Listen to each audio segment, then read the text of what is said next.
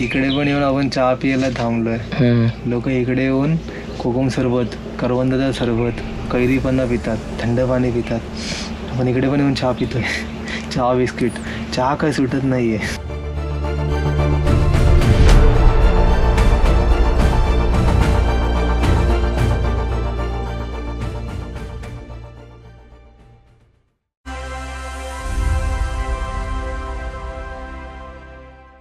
मंडळी, पहिल्या पार्टमध्ये आपण कलावंतीन दुर्गचा व्लॉग पाहिला असेल. पहिल्या पार्टमध्ये आपण कलावंतीन दुर्गचा ट्रेक पूर्ण केला होता.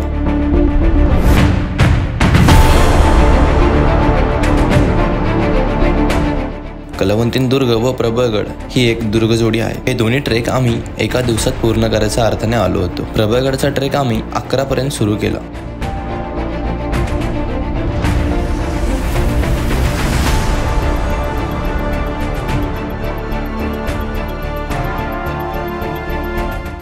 प्रबळगडाकडे जाण्यासाठी आपल्याला कलावंतीन दुर्गच्या कडेकडेने जाण्यासाठी मार्ग दिसतो. हा मार्ग एकदम सोपा आहे. आम्ही प्रबळगडाचा ट्रेक सुरू करताना आम्हाला एक गुफा दिसते. आम्ही जायच्या आधीच आपल्यासारखेच काही गडप्रेमी आपल्या आधी आतमध्ये जाऊन गुफा बघून येतात.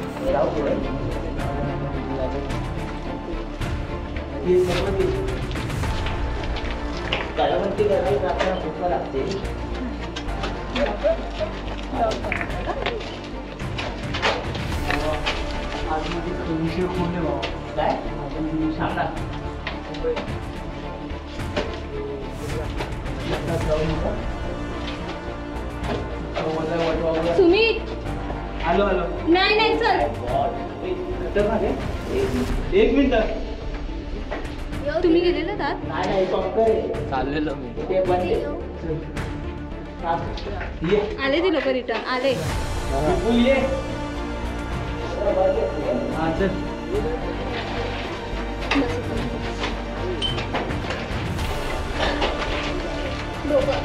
काय नाही, बंद आहे. एवढीच इथपर्यंत. आता आपला पण कॉन्फिडन्स थोडा वाढला आहे. त्यामुळे आपण सुद्धा आतमध्ये जाऊन आत नक्की काय आहे हे पाहणार आहोत.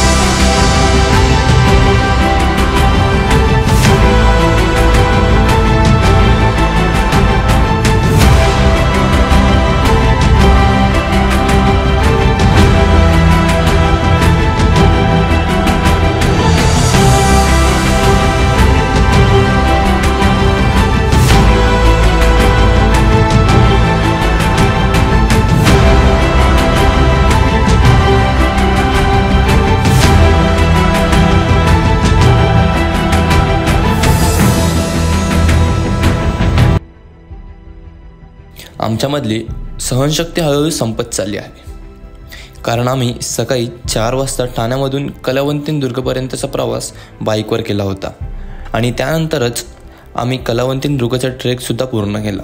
प्रभागडच्या ट्रेकला आता जवळजवळ 1 तासभर झाला आहे. अजून आपल्याला 40% भाग कव्हर करायचा आहे. जाता जाता एक स्टॉल दिसत होता. स्टॉलमध्ये जाऊन आम्ही जरा आराम केला. इकडे पण येऊन आपण चहा प्यायला थांबलोय. लोक इकडे येऊन कोकम सरबत, करवंदाचं सरबत, कैरी पन्ना पितात, थंड पाणी पितात. पण इकडे पण येऊन चहा पितोय. चहा बिस्किट, चहा काय सुटत नाहीये.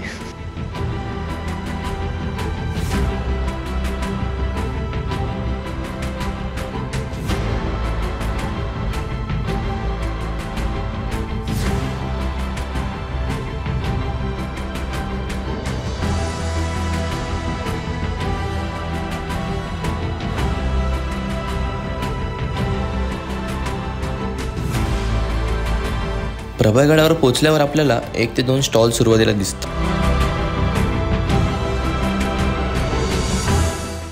प्रभागडावर पोचल्यावर आम्ही राजवाड्याच्या दिशेने निघालो.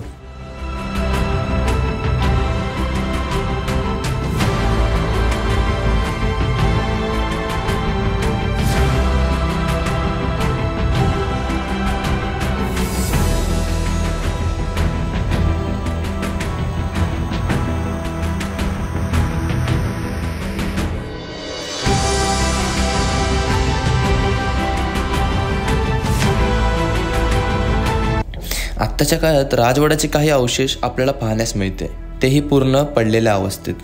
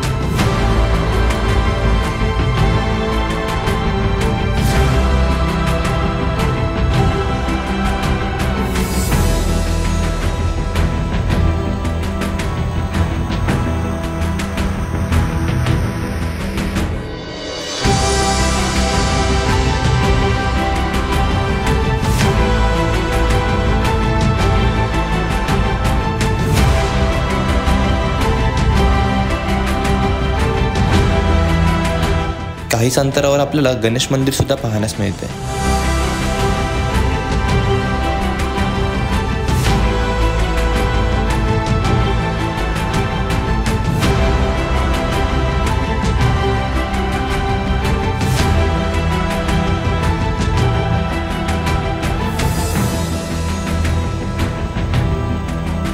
त्यानंतर आम्ही प्रभागडाच्या शेवटच्या टोकाला असणारे काळा बुरुज पाहण्यासाठी गेलो, पण आम्हाला वाट काय भेटलीच नाही.